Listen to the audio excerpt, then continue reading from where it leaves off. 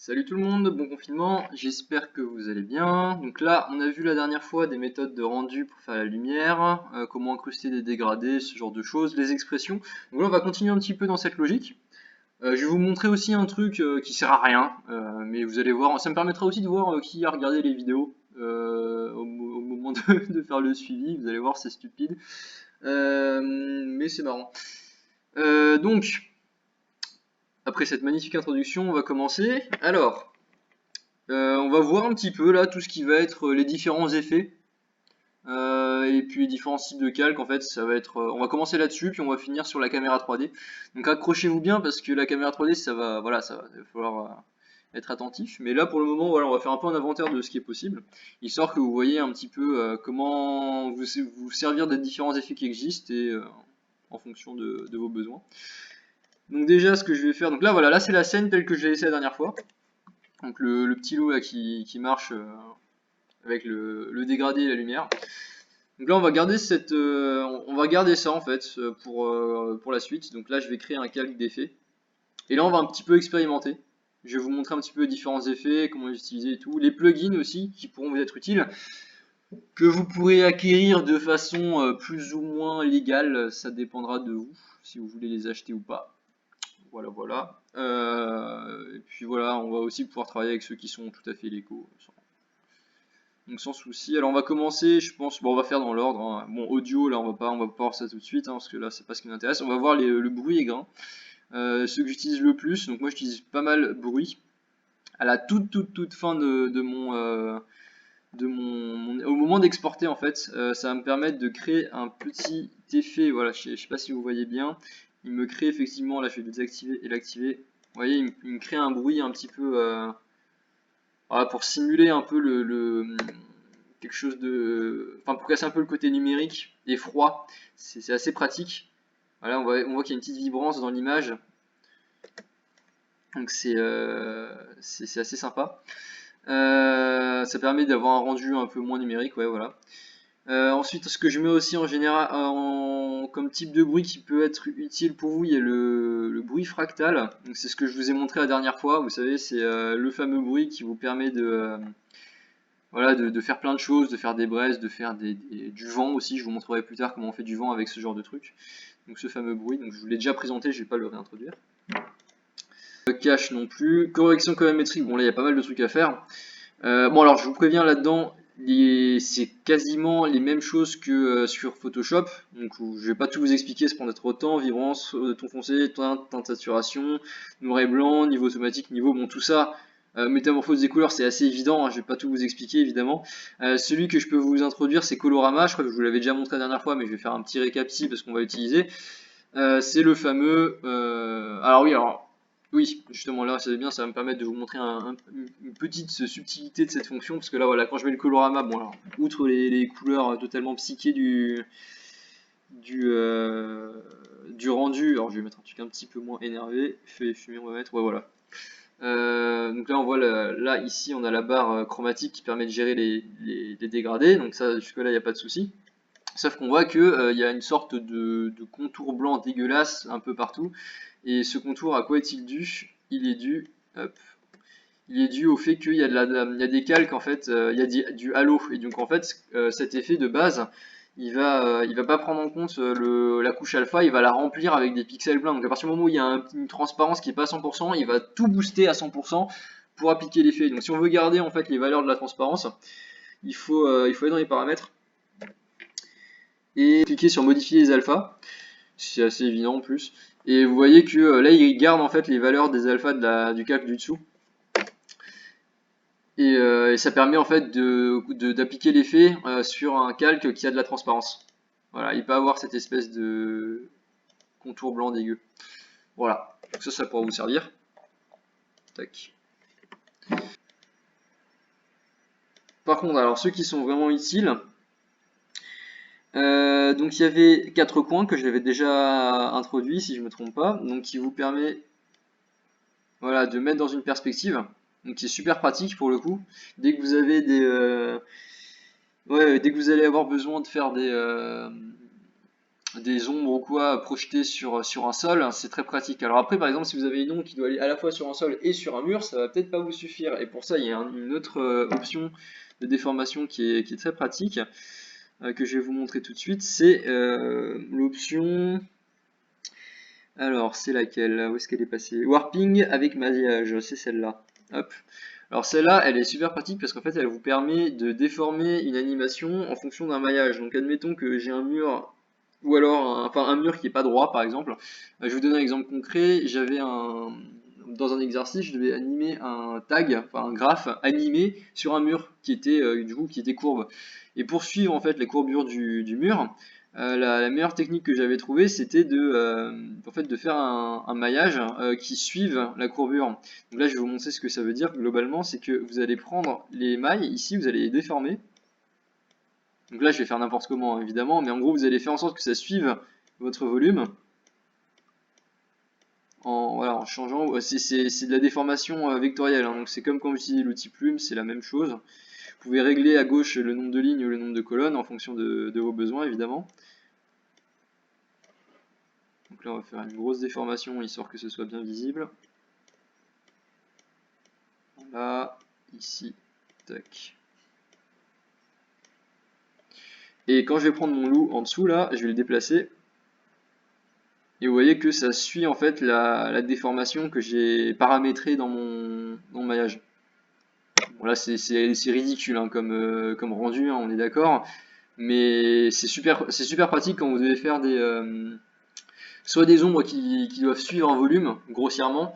Je crois que c'est utilisé justement dans le court-métrage Bang Bang que j'avais cité un petit peu auparavant. Mais souvent, quand il y a une ombre qui bouge sur un volume, on utilise cet effet pour que ça suive les différentes courbures de l'objet. Dans des formations, il y en a un autre qui est super pratique, ça va être l'option turbulence. Alors qu'est-ce que ça fait l'option turbulence? En fait, ça va appliquer une déformation. Alors attendez, je vais vous montrer. Ça va appliquer une déformation sur en fait avec des motifs un peu comme le bruit fractal en fait, avec des motifs un peu similaires, c'est-à-dire que ça va être généré aléatoirement, ça va pouvoir être animé comme vous le voyez, et surtout je vais pouvoir avoir une très grosse flexibilité par rapport au rendu que je veux. Donc là je peux régler la taille, hop, je peux régler je vais baisser, je vais mettre en 1/3, ça ira plus vite. Voilà, je peux mettre une... Qu'est-ce qui vient de se passer là? Hop, ajuster jusqu'à 100%.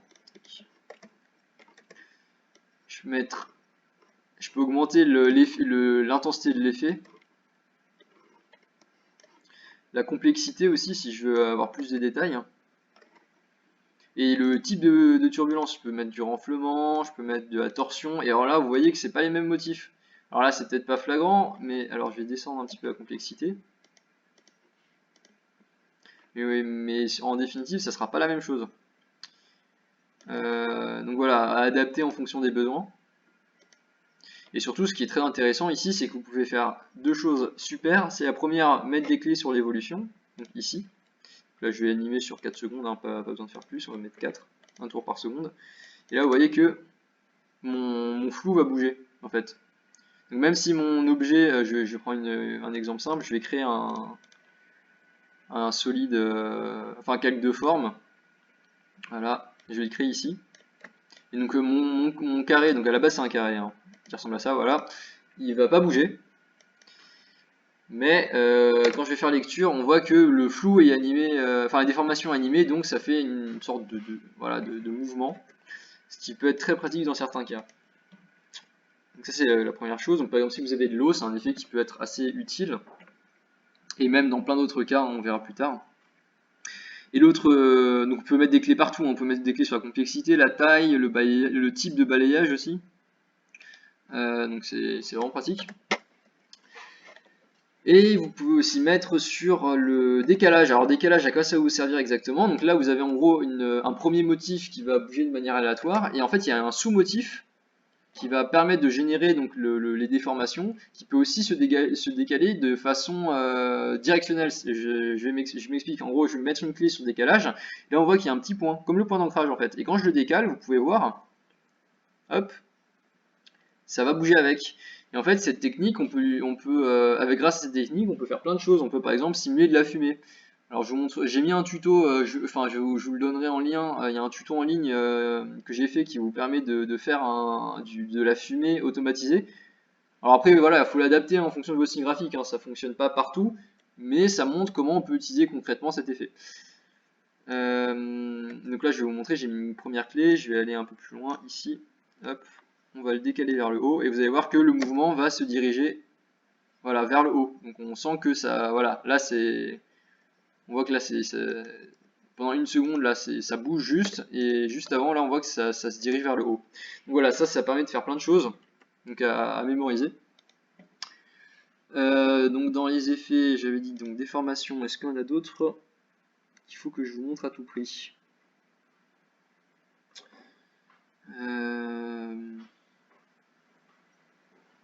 Bon, c'est les plus, ceux que je vous ai montrés là, c'est les plus importants là pour le moment. Après, il y en a d'autres évidemment. Le problème c'est que c'est vraiment du cas par cas après. Donc bon, on va rester là-dessus. Esthétique, ça c'est. Alors moi j'utilise pas souvent parce que ça dépend vraiment de votre visuel de départ. Mais en gros, c'est des effets un peu comme. C'est un peu l'équivalent des filtres dans Photoshop. Donc vous voyez, dessin animé, bon, c'est des trucs, c'est un peu cheap quoi. Je vais pas vous le cacher. C'est pas forcément les meilleurs trucs à utiliser. Ça peut servir dans certains cas pour dépanner. Je pense notamment à l'effet, je sais pas, flou lueur diffuse qui peuvent être utiles dans certains cas. Pour booster, par exemple, je sais pas, vous avez un incendie, vous voulez un truc un peu kitschouille, vous pouvez l'utiliser. Voilà, ce sera pas un crime non plus, mais disons qu'en temps normal, c'est pas un effet que, enfin, c'est pas des effets que j'ai utilisé beaucoup. Voilà, je préférais des plugins un peu plus précis. Mais ça peut, voilà, si on veut un truc un petit peu, voilà, un peu diffus comme ça peut servir. Donc, ça dépendra de votre DA, c'est toujours pareil, mais ça peut être intéressant d'explorer aussi pour voir les possibilités que ça offre. Masquage, je peux vous montrer. Alors il y a l'outil Keylight qui permet de retirer des fonds verts. Alors comment ça fonctionne? Je vais vous montrer. En fait, je vais faire ça. On va retourner sur mon calque de forme. On va changer, on va mettre du vert histoire de simuler un fond vert. Hop. Tac. On va le mettre sur toute la scène derrière. Voilà. Et là, admettons, je veux supprimer mon fond vert. Comment je vais faire? Je vais mettre l'outil Keylight. Je vais pipeter dans Screen Color. Je vais pipeter mon fond vert. Hop, je vais agrandir la taille de mon effet. Et là, on voit qu'il m'a dégagé le fond vert. Voilà. Après, vous pouvez régler pas mal d'effets. Mais voilà, si vous avez un fond bleu ou un fond vert, c'est avec l'outil Keylight que vous allez pouvoir le retirer.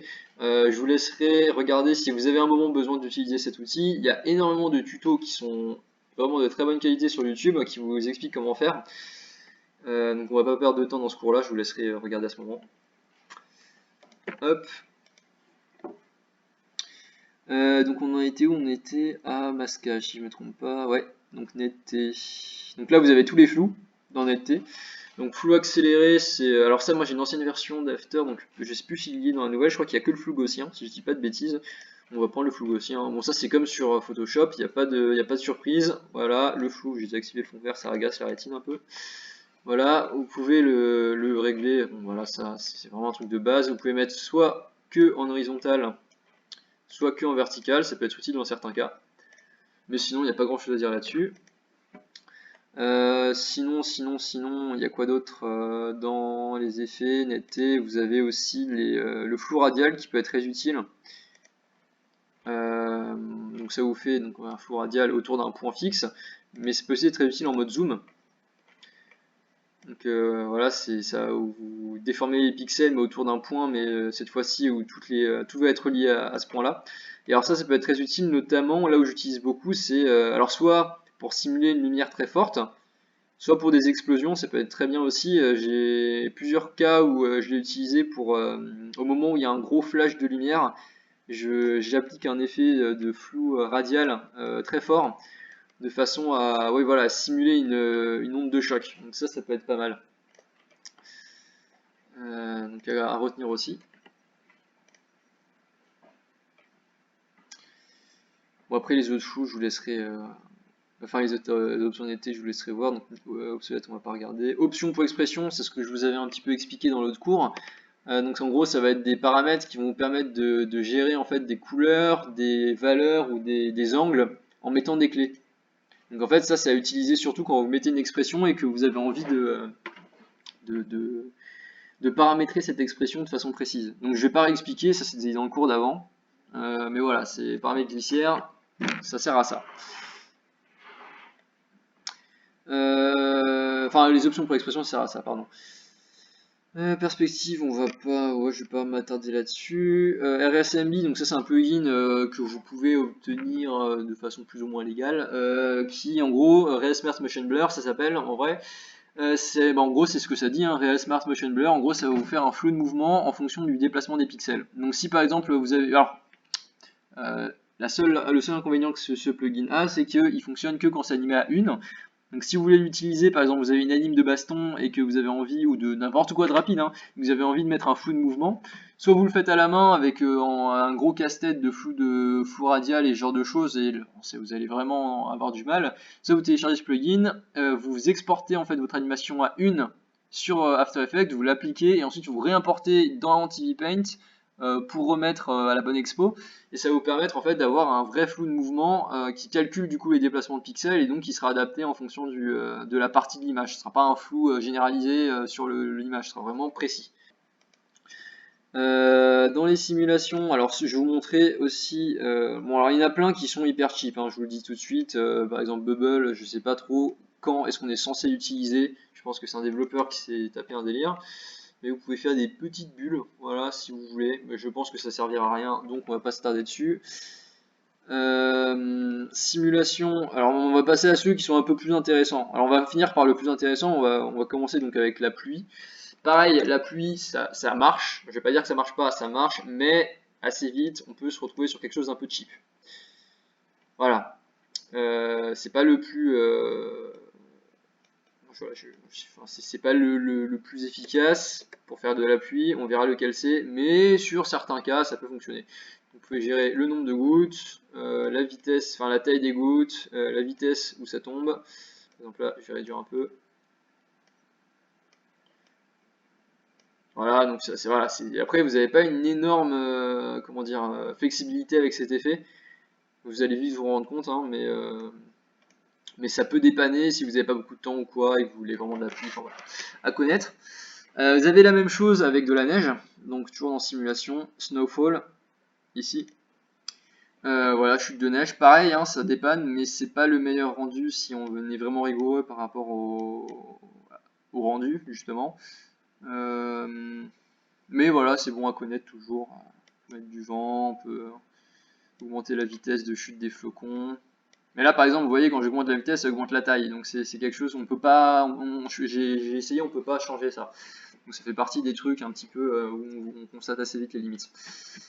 Voilà. Est-ce que dans simulation, il y a quelque chose qui mérite d'être relevé encore?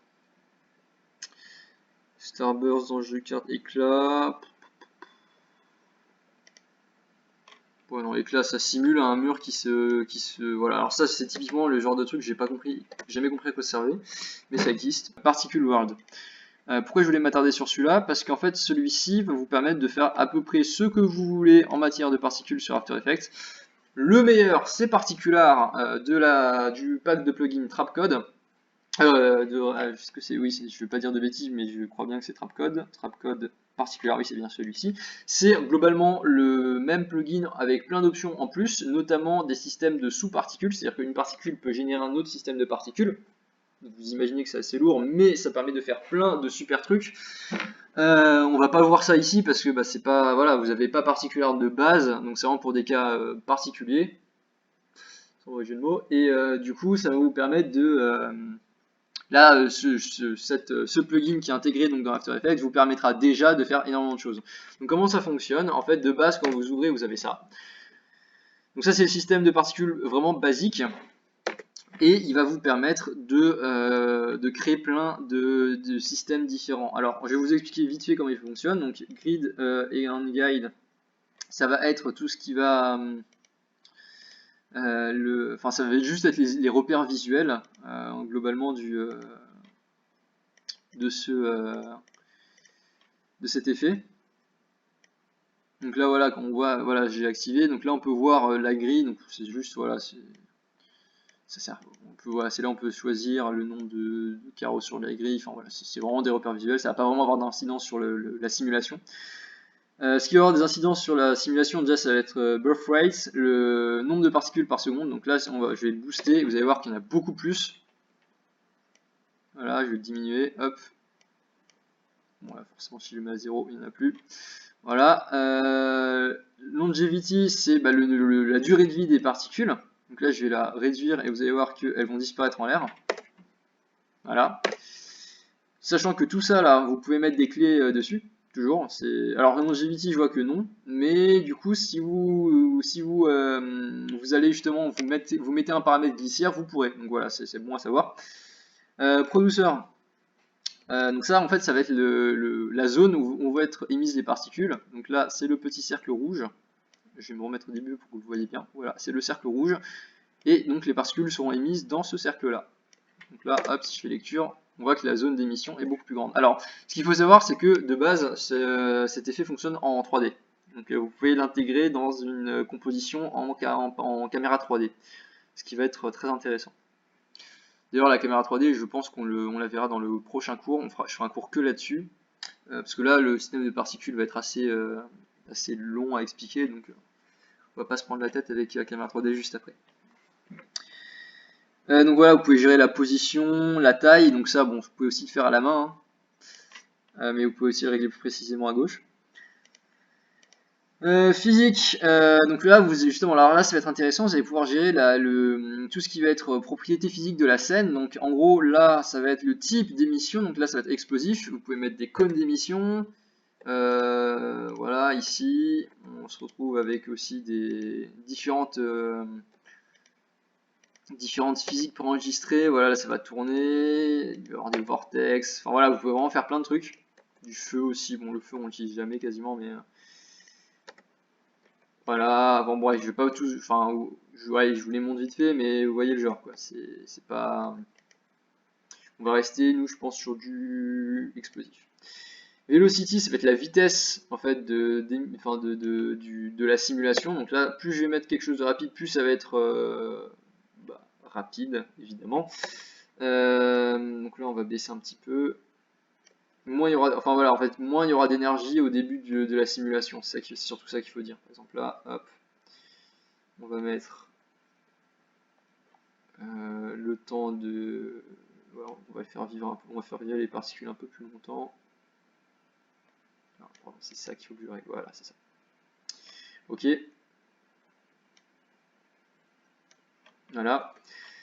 Ensuite, ce que je vais mettre dans Gravity Vector, en gros, ça va être la gravité. Donc par défaut, il y a la valeur 1 vers le bas, donc sur l'axe des Y, donc vers le bas, là, ici.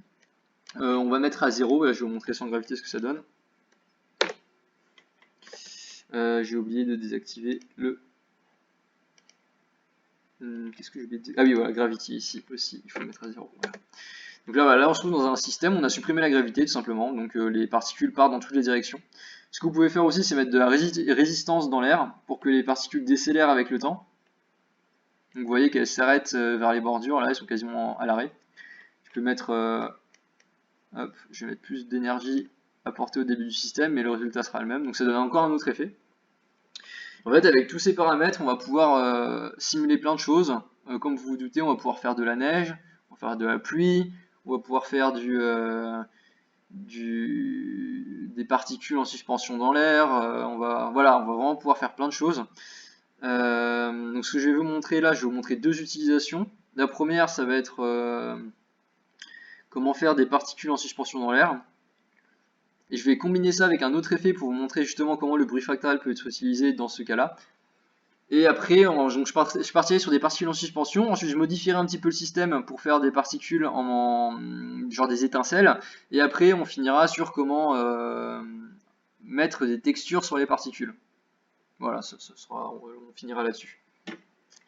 Donc, les particules en suspension. J'ai fait un petit tuto aussi pour vous montrer. Alors, les valeurs, je ne sais plus si je les ai changées, mais elles sont peut-être à revoir. Par exemple, je faisais des particules un peu trop grosses dans le tuto.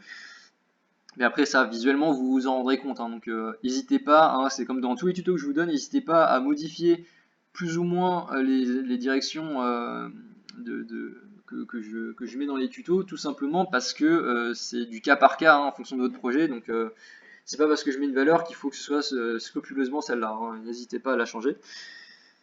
Donc, on va passer là-dessus. Hop.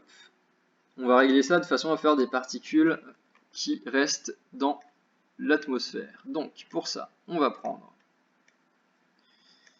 faire une scène toute bête, hein. On va prendre un gros émetteur, donc une grosse zone d'émission. Ce que je vais faire, c'est que je vais décaler un petit peu le générateur dans ma timeline de façon à ce qu'il commence, qu'il y ait toujours dès le début, en fait, il y ait des particules dans la scène partout. Et à partir de là, on va commencer à le programmer. Donc, on va aller dans physique. On va mettre twirly, comme ça. Alors, est-ce que c'était twirly ou twirl? Je regarde lequel est meilleur. Twirl est pas mal, on va prendre twirl. Pourquoi celui-là? Parce qu'il a un effet qui est un petit peu plus, comment dire, un petit peu plus aléatoire. Les particules partent un peu dans tous les sens. Et donc c'est ça qui va m'intéresser. Donc ce que je vais faire, c'est que je vais réduire le nombre de particules, déjà, dans un premier temps. Donc, dans producer, je vais, dans buff rate, je vais mettre, on va dire, 1. Voilà. Ensuite, je vais mettre dans longevity, je vais mettre 5 secondes. Et ensuite, je vais réduire la vitesse de façon à ce que ce soit quasiment immobile. Et donc là, je me rends compte que j'ai encore trop de particules. Donc je vais réduire le nombre de particules encore. Donc on va mettre 0,1. Voilà, là, c'est déjà un petit peu mieux. Donc là, on voit que j'ai des particules. Je vais mettre en 1,5 ou intégrale même, tiens. Hop. Donc là, j'ai des toutes petites particules qui bougent voilà, de façon un petit peu aléatoire. Donc ça, c'est pas mal. Maintenant, ce que je veux, c'est, alors déjà de une, avoir des particules qui ont des tailles radicalement différentes, et ensuite qui vont scintiller dans la lumière. Donc, dans un premier temps, je vais aller donc dans l'onglet particules qu'on n'a pas vu encore. La résistance, je vais mettre 0 d'ailleurs. Quoique non, je vais mettre 0,5. Donc là, vous voyez, je tâtonne un petit peu pour essayer de trouver le bon paramètre. Et donc là, je trouve que ça bouge un peu trop, donc je vais encore diminuer. Je vais mettre 0,02. Voilà, donc là, je suis voilà, on va dire que là, je suis satisfait. Ok, donc voilà, il ne faut pas hésiter à tâtonner, hein. De toute manière, très souvent, on fait comme ça. Donc ensuite, vous allez dans particules. Et donc cet onglet particules va gérer l'aspect visuel en fait de ce que vous allez avoir. Donc là, par défaut, c'est des lignes qui sont plus ou moins longues en fonction de la vitesse. Vous pouvez aussi mettre des étoiles. Des sphères, voilà. Et je crois qu'elles réagissent aux lumières dans le système de caméra 3D. Je ne veux pas dire de bêtises, mais je crois. Bon, ça, je vous cache pas qu'on l'utilise pas souvent, ce genre de truc. Vous imaginez assez vite pourquoi. Hop. Ça m'est déjà arrivé d'utiliser, hein, je vous avoue, dans certains cas assez précis, ça peut servir. Bon, en général, c'est cumulé avec un autre effet, par exemple un flou ou un flou directionnel, pour faire des étincelles ou ce genre de trucs. Bon, on verra ça après, hein. Voilà, vous avez aussi des formes en 3D, cubes. Et après, vous aurez les textures de Tripoli et Quad Poly, c'est ça qui va nous intéresser, parce que c'est là où on va pouvoir commencer à faire des... Ah oui, vous pouvez aussi mettre des particules qui vont vous déformer le calque qui est en dessous. Parce que c'est vrai que depuis avant, on oublie qu'il y a le loup qui est en train de courir, hein, mais voilà, là, il le prend en compte. Et du coup, il vous met, il vous l'affiche. Voilà.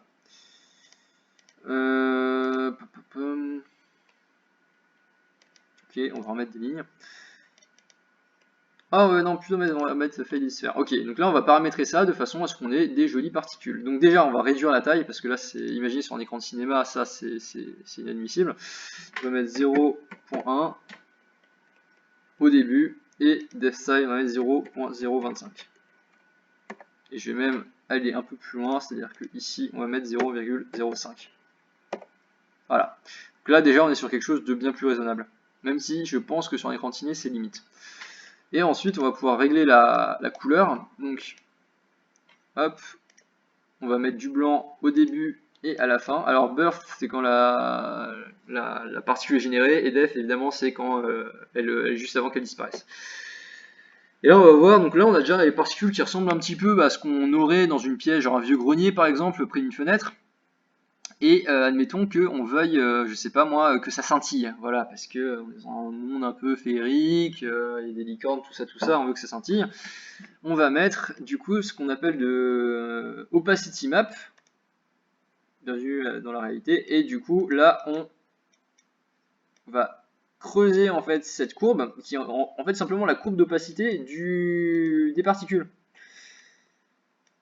Hop, et du coup cette courbe, vous allez voir, va influer directement, c'est-à-dire que là où je fais mes gros creux, ça va directement impacter l'opacité de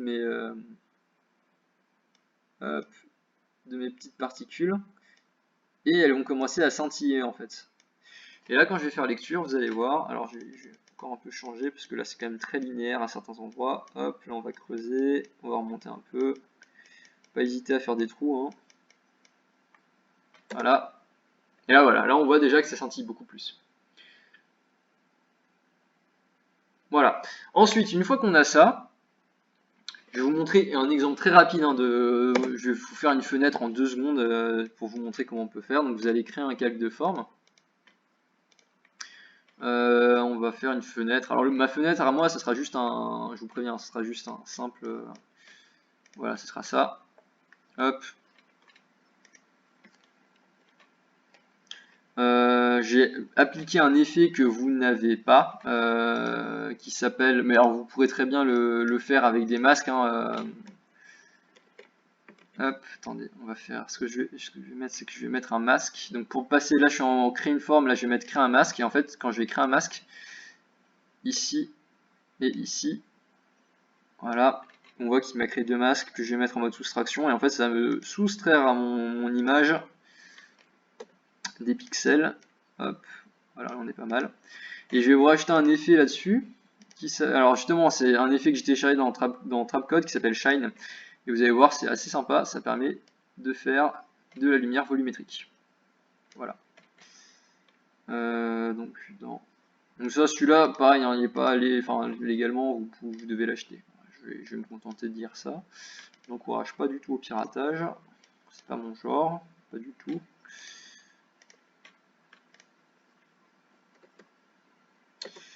Donc là, j'ai ma petite fenêtre.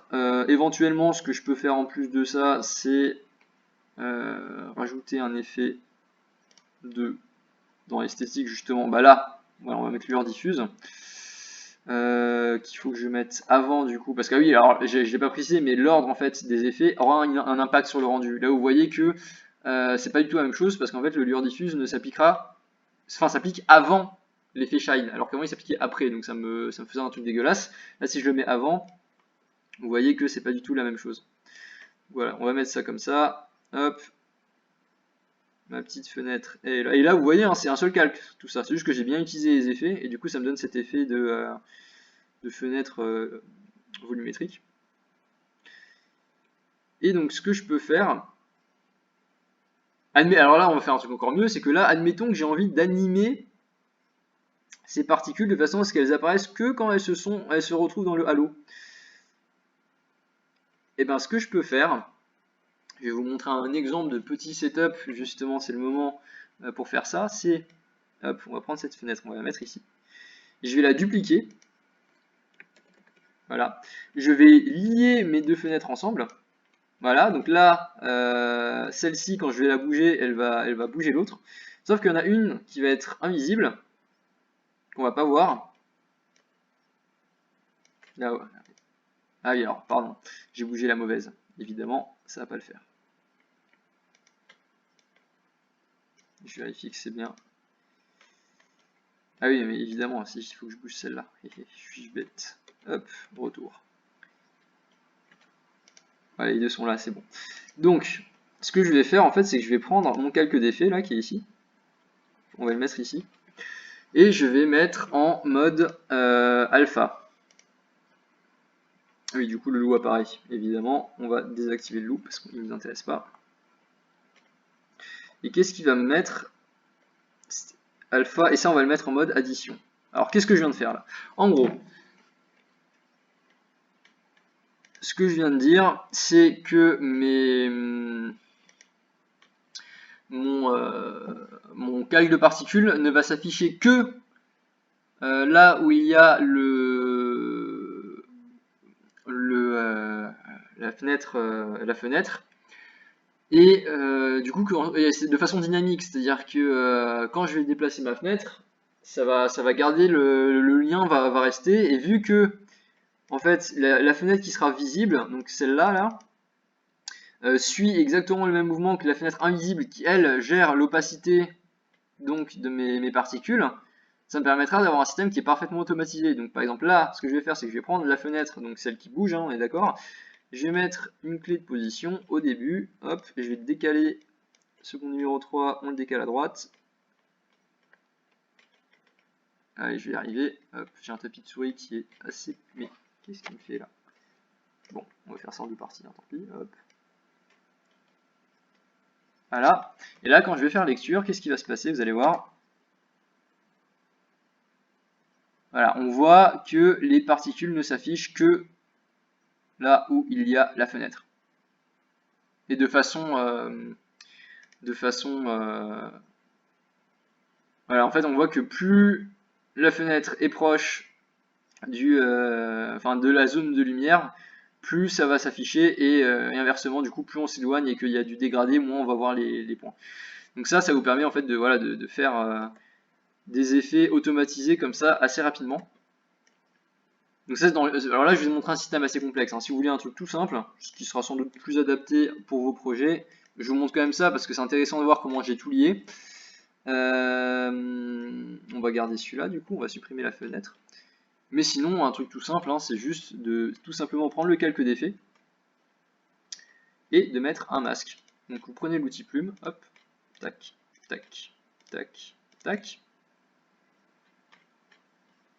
sur le calque d'effet, en mode normal, ouf.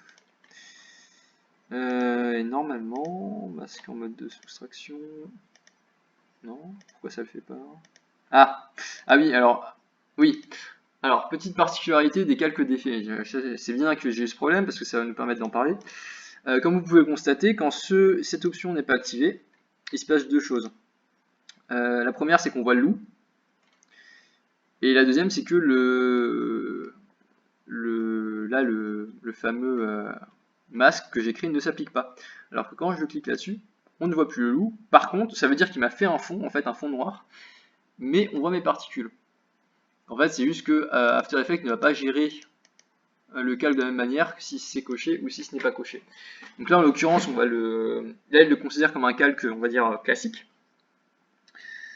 Mais ça va nous permettre du coup d'appliquer ce genre d'effet. Et après, si on veut avoir les particules sans restriction particulière, on a juste à mettre un effet, je sais pas, on va le mettre en mode addition ou éclaircir. Alors quoique je vois que ça ne marche pas. Effectivement, ça ne marche pas. Donc si je le décoche, là ça marche. Mais du coup, on peut pas mettre le masque. Donc quand on se retrouve dans ce cas de figure, le plus simple en fait, je vais vous montrer ce que ça, il fallait y arriver un jour de toute manière. En fait, dans After Effects, des fois, on a besoin d'aplatir entre guillemets un calque d'effet, de façon à ce que After le considère tout simplement comme un calque composé de pixels normaux. En fait, il va plus considérer que c'est un calque d'effet. Donc pour ça, le plus simple, c'est de créer un calque. Donc là, on va supprimer mon masque, hein, je le mettrai à la fin. Voilà. Donc j'ai mon calque d'effet. On va mettre en mode normal, on va pas s'embêter avec. Hop, on crée un objet nul. On le met sous le calque d'effet. On fait une précomposition avec les deux. On va appeler ça particule. Hop. Et donc là, en fait, on a un calque qui va être considéré comme un simple calque. Là, on voit que si je vais mettre un masque, vous allez voir, ça marchera. Hop, voilà, vous voyez. Donc là, voilà, là, il a abandonné l'information, c'est un calque d'effet, et je me retrouve juste avec un masque. Alors là, ça peut être super intéressant, hein, parce que là, admettons, par exemple, c'est le loup qui marche dans un grenier. Bah, je vais augmenter, en fait je vais faire un calque en plus, je vais prendre la lumière que j'ai ici, je vais la flouter à mort pour avoir une grosse surface de flou, ou éventuellement je vais mettre un style de calque de façon à élargir le contour, et ensuite je vais utiliser ce masque pour, enfin je vais utiliser ce calque comme masque pour afficher mes particules que autour de la zone de lumière, et du coup ça va donner l'impression, vous savez, quand il y a un objet qui est éclairé très fort par la lumière, des fois il y a des petits, on voit les particules éclairées juste au-dessus, grâce justement à la réfraction de la lumière qui les éclaire. Bah là ça va être exactement ça. Mais bon là je vais pas le faire parce qu'après on va voir un petit peu la suite. On va passer à la suite. Mais voilà, c'est une fois qu'on a ça en fait on peut faire un peu ce qu'on veut avec. Donc c'est bon à savoir. Donc, je vais retourner dans mon calque de particules. Donc là on a vu comment on avait fait de la lumière qui scintille. Et maintenant on va passer, on va faire ça, mais du coup on va passer ça sur pour faire des étincelles. Donc ça va être globalement assez similaire. Sauf que déjà on va changer un peu la physique. On va mettre dans axe de direction, alors déjà on va remettre de la gravité. Pas 5, on va peut-être mettre 0,5 pour commencer. Voilà, ensuite là, axe Y, on va mettre 1 pour que ça monte. Non, c'était pas celui-là du coup, chaque fois je me plante. Pas celui-là non plus. Ah oui, mais je suis bête, j'ai mis... Est-ce qu'on peut mettre moins 0,5 ?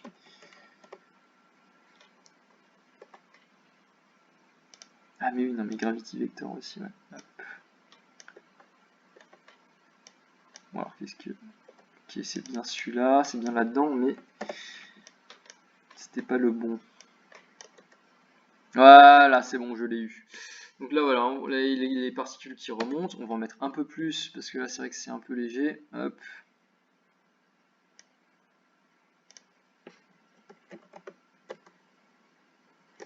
Ok, on va changer la vitesse, on va mettre du 0.1. Et la résistance à 0,8. Même on va mettre carrément 3 directement vu. Voilà, là c'est pas mal. Twirl, ok, on est bon. Particules, on va changer du coup la forme des particules. On va mettre, pour ce test là, on va mettre du texture de quad polygone. Ou du, non, juste du quad polygone classique, comme ça. Voilà. Birth size. Et size variation aussi, on va mettre au max. Ça, je l'ai pas fait avant, mais j'aurais pu. Comme ça augmente la différence de taille entre les différents éléments. Le générateur, on va le changer de façon à ce que ça soit pas produit dans un cercle, mais sur une ligne. Donc je vais l'aplatir et le déplacer vers le bas. Voilà, comme ceci, juste en dehors de l'image. Voilà, donc on voit que c'est pas exactement le même rendu. Je peux peut-être aussi l'agrandir sur les côtés.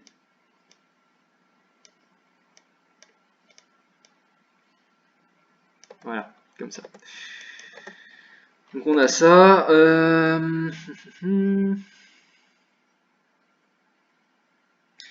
Initial rotation, hop, on va mettre rotation spin, on va l'augmenter aussi. Il faut que ça tourne un peu plus vite. Voilà, là c'est pas mal. Max opacity 100.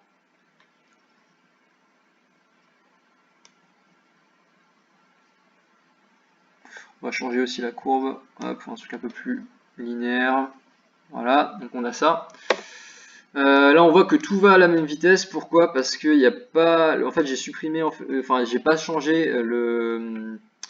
Sur l'axe... alors là, en fait il n'y a pas de profondeur là dans mon émetteur, donc je vais l'augmenter, c'est-à-dire que je vais augmenter cette valeur. Alors c'est pas... Non pardon, c'est pas celle-là, c'est celle-ci, voilà. De façon à ce qu'il y ait quand même un effet de parallaxe, donc là on voit que c'est quand même bien mieux. Et voilà, donc une fois que j'ai ça, je vais pouvoir commencer à travailler un petit peu mon... Alors, attendez, je regarde juste... Ouais, voilà, là... Ouais, c'est quand même mieux, là. Il n'y a pas à dire, c'est mieux. Ouais, il faut chercher, en fait. Faut pas hésiter à bouger un peu tous les paramètres de façon à trouver ce qui convient le mieux. Et une fois que j'ai ça, là je vais commencer à m'intéresser un petit peu au côté, à la couleur. Alors j'ai deux options, soit je mets une couleur en fait enfin soit je mets une texture, soit je mets une couleur directement dès le début comme j'ai fait avant, donc une couleur à la naissance, une couleur à la mort de la particule. Et là je vais faire une autre technique qui va me permettre de vous montrer comment combiner encore deux autres effets. Je vais créer un calque d'effet. Et cette fois-ci on va mettre le bruit fractal, le fameux bruit fractal. Et alors comment je vais le paramétrer? Bon déjà je vais réduire la complexité. Hop. On va mettre en spline de façon à avoir quelque chose d'assez mou au final. On va régler ça hop, de façon à avoir des beaux blancs et des beaux noirs dans la même image. Tac, comme ceci. Peut-être un peu réduire quand même. J'ai été un peu généreux. Voilà, comme ça.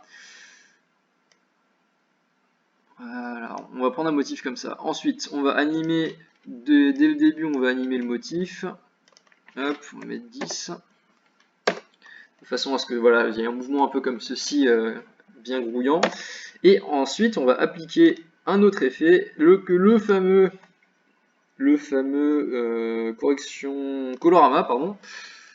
Et on va le régler de façon à avoir cycle de sortie.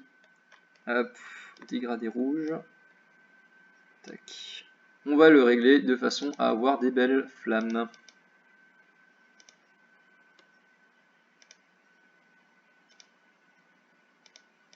Alors celui-là on va le mettre en blanc, celui-là en jaune, là on va mettre du rouge.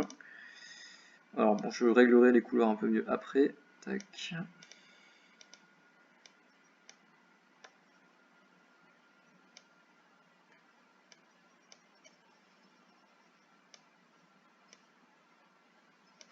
Donc là si je fais lecture, on a ce motif là. Ok, et ensuite ce que je vais faire tout simplement, c'est que je vais prendre donc mon calque d'effet qui est ici, et je vais venir utiliser en fait ce calque là, en fait le calque d'effet que j'ai ici globalement, on va le mettre en visible, ça sera mieux. Je vais venir lui dire, ok, tu vas venir te mettre uniquement sur le... Pourquoi j'ai mis ça en... Hop. Voilà, on va l'appliquer comme ceci. Vu que c'est un calque d'effet, ça pique que là où il y a des pixels, et donc ça me donne déjà des particules qui changent de forme. Donc là, on est presque bon. On va faire encore deux effets. On va rajouter du flou.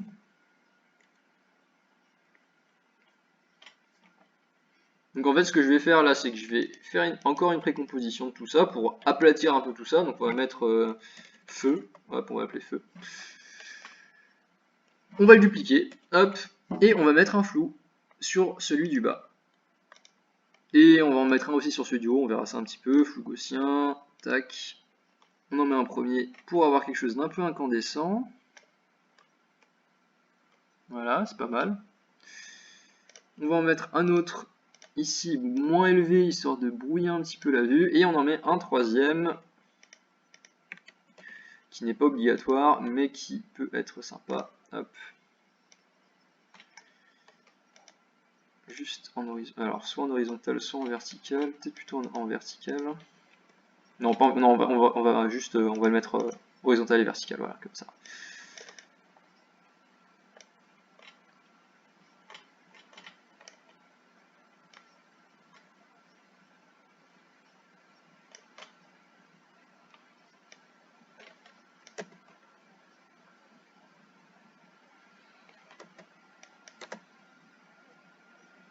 Voilà, et éventuellement, si on va encore par-dessus, hein, si on va mettre un calque d'effet, et on va rajouter un effet de déformation, de turbulence. Voilà, vous allez voir la différence, voilà, comme ça, on a en plus, bon, alors là, il n'est pas du tout paramétré, évidemment, hein, on va réduire la taille en particulier. Hop.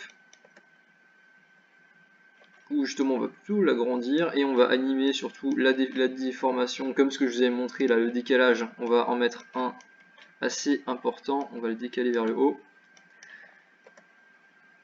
Voilà, et donc là on a des particules en plus qui bougent avec la chaleur du feu. Voilà, là tout seul comme ça, voilà, c'est pas non plus hyper impressionnant, mais ça vous permet déjà de voir un petit peu les possibilités qu'offre After Effects quand on combine les différents effets entre eux. Encore que là, par exemple, voilà, je vois que le blanc il pop un peu à l'œil, j'aurais mieux fait de le supprimer. Mais voilà, c'est un truc vite fait pour vous montrer, donc après, évidemment, faut affiner en fait. Une fois qu'on a la base, faut venir affiner pour vraiment arriver à un bon résultat. Oui, alors j'avais promis un truc débile. Là, voilà, on va finir parce que là, ça fait presque 1 heure, donc on va finir maintenant. Le truc débile dont je voulais vous parler, c'est on peut faire un bruit de chèvre avec After Effects. Voilà, c'est dit. C'est absolument fantastique. Donc pour ça, vous maintenez la touche Shift enfoncée. Ici, vous avez l'onglet donc effet. Et là, vous avez particules, quelques d'effets. En fait, sur cette partie, vous appuyez sur Shift et vous cliquez. Et vous avez un magnifique bruit de chèvre.